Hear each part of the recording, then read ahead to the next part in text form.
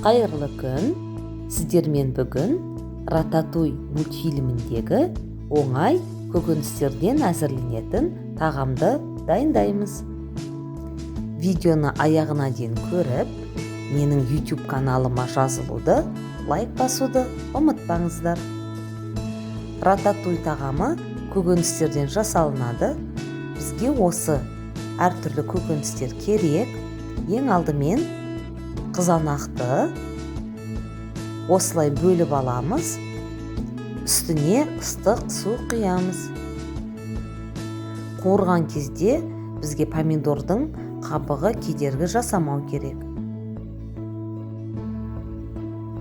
Ал енді 5 минут бұл тұрғанша біз көкөністерді турап, рататуйдың соусын әзірлейміз. Ең алдымен сары перецті, одан кейін қызыл перецті осы видеодағындай майдалап турап аламыз.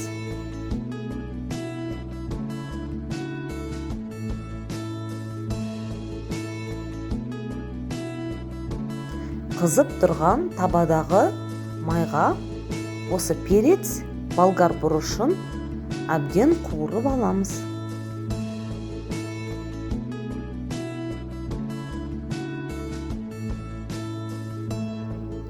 Одан кейін чеснок пен пиязды майдалап турап, болгар перецінің үстіне қосып, тағы да қуырамыз. Барлық көкөністерді майдалап турағандарыңыз дұрыс.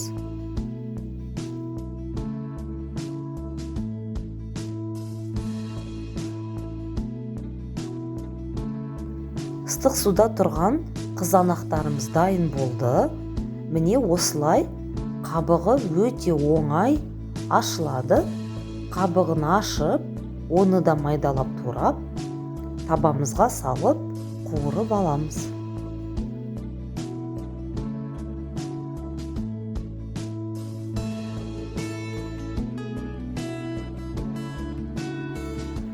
Дәміне қарай тұз, кішкене шекер, ал енді талғамға қарай әртүрлі осындай дайын кептірілген шөптерді қосуға болады. Менде бұл жерде хмели сунели, базилик, қарабұрыш, тағы да басқа.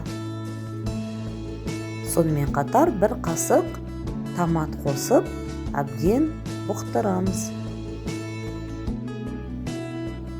Міне дайын болды. Сіздер осындай аспаптың көмегімен немесе блендер арқылы осы соусты да әзірлесеңіздер болады. Мен блендерге салдым. Блендермен әбден езіп аламын. Рататуйдың соусы бізде дайын. Ал енді көкөністерді әзірлеуге кірісейік. Ең алдымен баклажанды осы видеодағындай турап аласыздар. Және қатты жұқа болмау керек.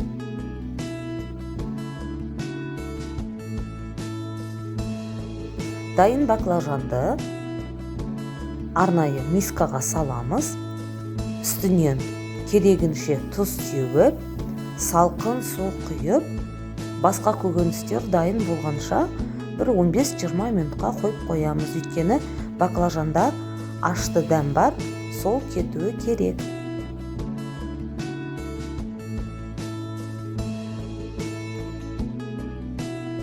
Келесі бізде кабачки.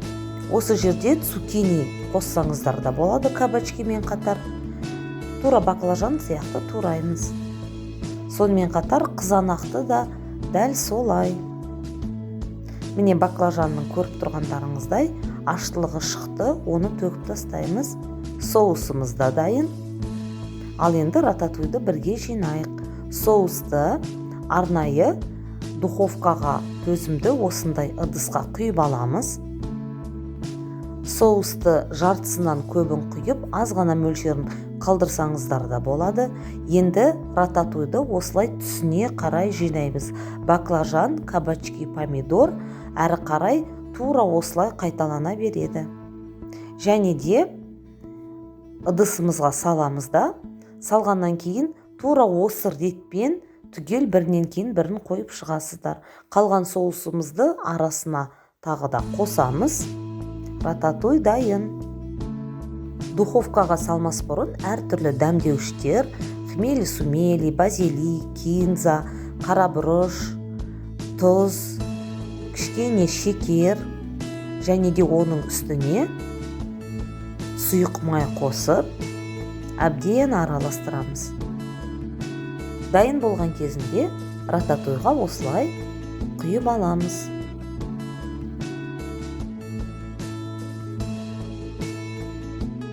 Өте пайдалы, жеңіл әзірленетін тағам. Ал енді бетін фольгамен жауып, 180-200 градуста 50-60 минут духовкада пісіреміз. 60 минут өткеннен кейін фольганы алып, енді духовкада тағы да 180 градуста фольгасыз 30 минут пісіріп аламыз. 30 минуттан кейін міне тура осындай рататуй әзір болып шығады. Қонақтарға беретін кезде осылай әсемдеп салып, сырмен берсеңіздер болады. Сонымен қатар, бұл тек қана көкөністерден жасалынатын тағам болғаннан кейін қасына гарнир ұсынсаңыздар болады. Гарнирге көбінесе қайнатылған ақ күріш әдемі үйлеседі. Өте оңай, жеңіл ас. Барлықтарыңызға ұнайды деген үміттемін.